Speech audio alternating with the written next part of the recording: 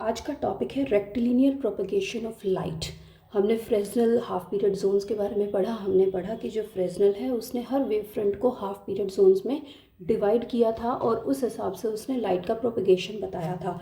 अब जो Fresnel half period zones हैं उसके हिसाब से रेक्टिलिनियर प्रोपगेशन ऑफ लाइट को जस्टिफाई करना है हमने। तो उसमें होता क्या है, देखिए यहाँ पर हमने लाइट बीम्स ड्रॉ की हैं। मैंने क्या किया, एक रेक्टेंगुलर अपर्चर ले लिया। अब इस रेक्टेंगुलर अपर्चर में मैंने 4 पॉइंट्स ड्रॉ किए हैं। पहला पॉइंट है ये रहा O1, दूसरा पॉइंट है O2, O3 और O4। ये पॉइंट्स हैं, ये पोल्स हैं आपके, और इन पोल्स का प्रोजेक्शन हमने स्क्रीन के ऊपर देखा है। तो स्क्रीन के ऊपर देख रहे हैं हम प्रोजेक्शंस। O1 का प्रोजेक्शन है P1, O2 का P2, O3 का P3 एंड O4 का P4। इस तरह से हमारे पास ये प्रोजेक्शंस हैं। अब यहाँ पर जब हम देख रहे हैं, हम क्या मान रहे हैं कि हम एक प्लेन वेव फ्रंट है मोनोक्रोमेटिक लाइट का, उसे हम मानते हैं कि आपका जो ये ABCD प्लेन, ये जो आपका रेक्टेंगुलर अपर्चर है, इसके ऊपर वो नॉर्मली फॉल हो रही है। और A dash, B dash, C dash, D dash, ये है आपके ABCD का ज्योमेट्रिकल प्रोजेक्शन स्क्रीन के ऊपर। अब मैंने ये जैसे पॉइंट्स मान लिए हैं और इनके पोल्स हैं कॉरस्पॉन्डिंग। अब मैं सबसे पहले हम बात करते हैं P1 पॉइंट की। जो हमारे पास P1 पॉइंट है, इसका पोल हो गया O1। ये देखिए, ये बिल्कुल सेंटर में है अपर्चर के, और इस सेंटर में हमने जब इस पोल को बहुत सारे हाफ पीरियड जोन्स में डिवाइड कर दिया।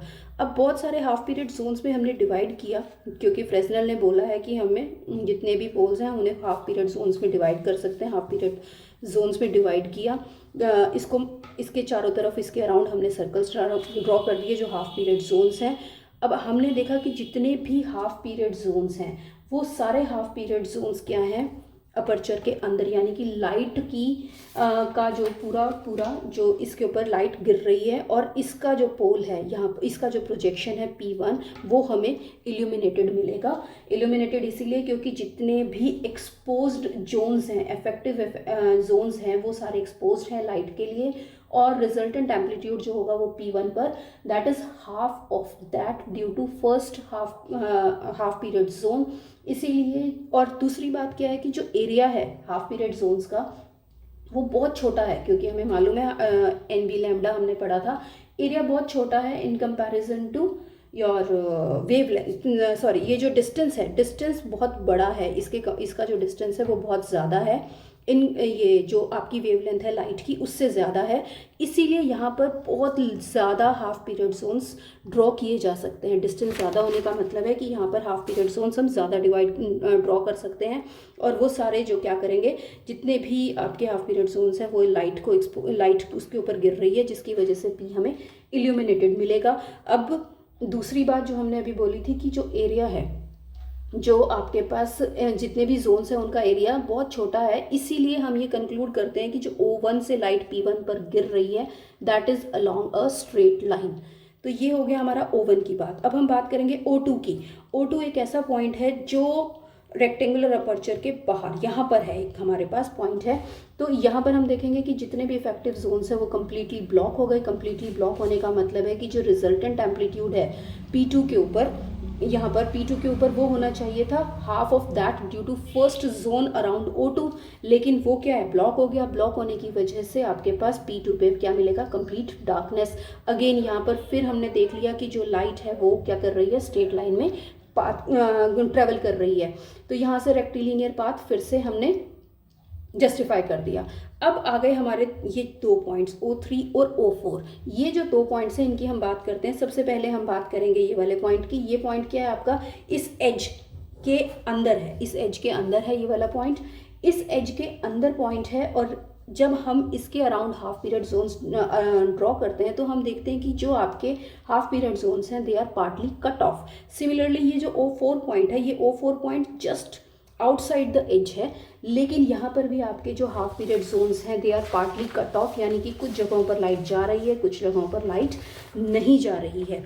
तो आपके पॉइंट्स जो हैं वो कुछ इस तरह से, देखिए मैंने यहाँ पर अगर सिंपल से ड्रॉ करना हो, यहाँ पर मैंने ये स्लिट लिया है, ये वाला, ये रेक्टेंगुलर स्लिट लिया है। इस रेक्टेंगुलर अपर्चर से ये जो O1 पॉइंट था सेंटर में, यह इसका प्रोजेक्शन है P1। O2 पॉइंट है वो बिल्कुल कंप्लीट ज्योमेट्रिकल शेडो रीजन में हमने लिया था, ये कंप्लीट डार्कनेस है, यहाँ पर P2 कंप्लीट डार्कनेस आएगा। आएगा। O3 जो पॉइंट लिया था वो हमने एज के बिल्कुल नज़दीक का लिया था, अंदर की तरफ, तो ये पॉइंट आ गया। O4 क्या था, एज के बिल्कुल बाहर का पॉइंट है, जो ये वाला पॉइंट है। तो यहाँ पर हमने देखा तो जो P3 और P4 के लिए क्या है कि कुछ पोर्शंस जो है इफेक्टिव जोन्स के, they are obstructed and some are allowed to pass through the slit, हमें दिखाई दे रहा है। ठीक है, तो इसका मतलब क्या हो गया कि जितने भी पॉइंट्स हैं, जो ये वाले पॉइंट्स हैं P3 और P4 पॉइंट्स हैं, यहाँ पर ना तो आपको प्रॉपर इल्यूमिनेशन मिलना चाहिए, ना ही कंप्लीट डार्कनेस मिलना चाहिए, क्योंकि कुछ जोन्स पहुँच रहे हैं और कुछ जोन्स ऑब्स्ट्रक्ट हो रहे हैं। तो इसका मतलब क्या हो गया कि ज्योमेट्रिकल शेडो रीजन में कुछ ना कुछ लाइट पेनिट्रेट होगी। ये जो चीज़ है यहाँ पर हमने देख लिया, यहाँ पर कुछ पेनिट्रेशन हो रहा है। इसका मतलब क्या हो गया कि आपके पास जो ये वाला रीजन था, हमारे पास ये वाला देखिए, ये वाला रीजन है, यहाँ इस रीजन में जो पोल्स यहाँ पर हमारे पास हैं, इस डॉटेड रेक्टेंगल के अंदर, डॉटेड रेक्टेंगल के अंदर जितने भी पॉइंट्स हैं, जितने भी पोल्स हैं, वो सारे या तो यूनिफॉर्म, यहाँ पर क्या होगा कि यूनिफॉर्म इल्यूमिनेशन किसी भी पैटर्न का हो सकता है, कुछ ना कुछ लाइट यहाँ पर प्रोड्यूस करेंगे और जिनका यहाँ पर प्रोजेक्शन बनेगा। लेकिन जो इस डॉटेड रेक्टेंगल से बाहर के जितने भी पॉइंट्स हैं उनके लिए हमें कंप्लीट डार्कनेस मिलना चाहिए। और दूसरी बात हमें मालूम है कि जो वेवलेंथ होती है that is very small, light की वेवलेंथ बहुत छोटी होती है। इसका मतलब क्या हो गया कि ये जो डॉटेड रेक्टेंगल है, ये जो आपका फुल लाइन रेक्टेंगल है उसके बहुत करीब होगा। इसके बहुत करीब होने का मतलब क्या है कि आपको ऑलमोस्ट स्ट्रेट लाइन में लाइट ट्रैवल करती नज़र आएगी। ये हमारा फ्रेस्नेल थ्योरी को यूज़ करते हुए रेक्टिलिनियर प्रोपेगेशन ऑफ लाइट को जस्टिफाई करना है।